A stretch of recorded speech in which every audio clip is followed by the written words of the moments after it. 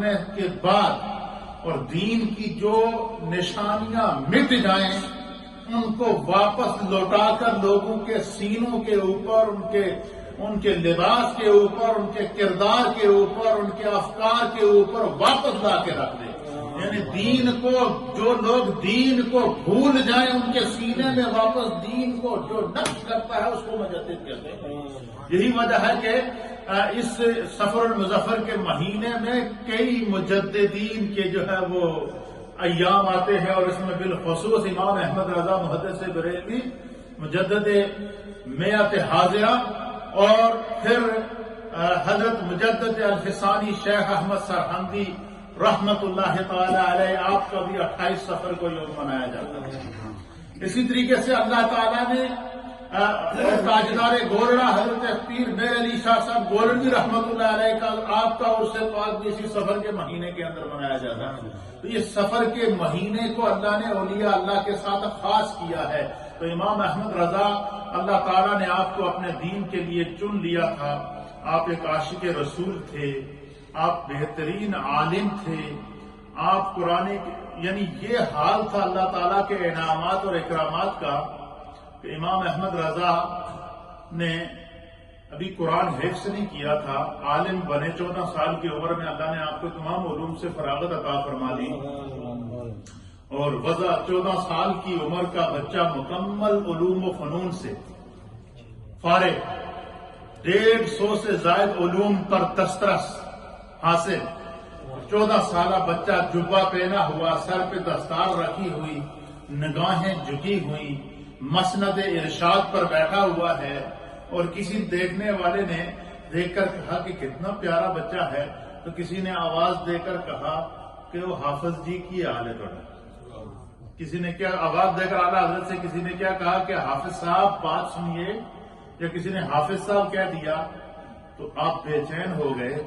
آپ نے کہا کہ یہ شخص مجھے حافظ سمجھتا ہے، اللہ تعالیٰ اس کی زبان کو مبارک کرے، اور دعا کی کہ اللہ اس کی سوچ کے مطابق مجھے حافظ بنا دے.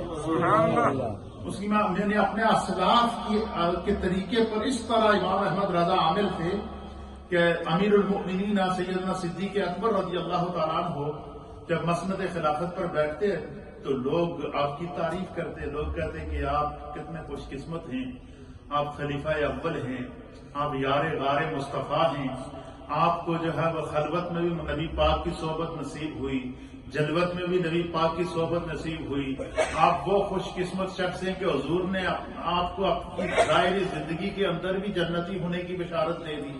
رسول اللہ صلی اللہ علیہ وسلم نے آپ کے فضائل اور آپ کے کمالات کو اپنی وحی والی زبان سے آپ کے کمالات کو بیان کیا. آپ بڑے خوش قسمت ہیں.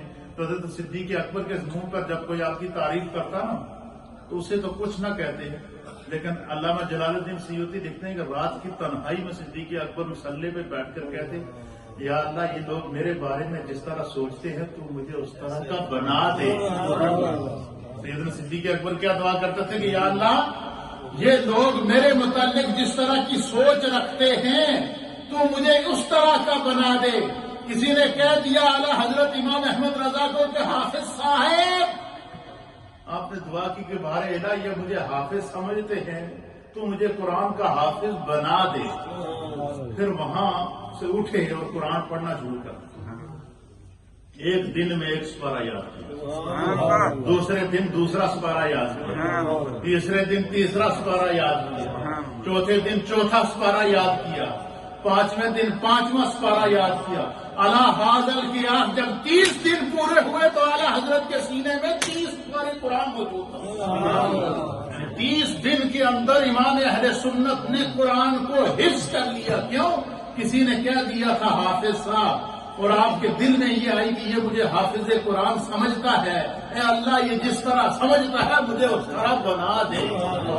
یعنی یہ آپ کے حافظے کا یہ عالم تھا، آپ پر کرم کا یہ عالم تھا، آپ پر نظر مصطفیٰ کا یہ عالم تھا، آپ پر رحمت خدا کا یہ عالم تھا. یہ ایک مثال ہے. دوسری مثال مفسرین اور محدثین اور اہل سیر نے لکھا کہ اعلیٰ حضرت امام اہل سنت کو 100-150 سے زائد علوم یعنی ہر علم، جتنی اقسام کے علم ہیں 150 سے زائد علوم پر اللہ نے آپ کو دسترس عطا فرمائی۔ اس کا آسان ترجمہ یوں سمجھیں کہ 150 سے زائد علوم کا اللہ نے امام احمد رضا کو عالم بنایا تھا۔ 150 سے زائد علوم کا اللہ نے امام احمد رضا کو ماہر بنایا تھا۔ 150 سے زائد علوم کا اللہ نے امام احمد رضا کو امام بنایا تھا۔ 150 سے زائد علوم کا پر اللہ تعالیٰ نے امام احمد رضا محدث بریلی کو جو ہے وہ اس کی معرفت اور پہچان عطا فرمائی تھی۔ اور صرف یہی نہیں، اللہ اکبر۔ اب مجھے بتائیں کہ آج سے 101 سال پہلے کا دور ہے امام احمد رضا محدث بریلی، کتنا؟ 101 سال پہلے، آج سے 100 سال پہلے کوئی سہولتیں بر صغیر کے اندر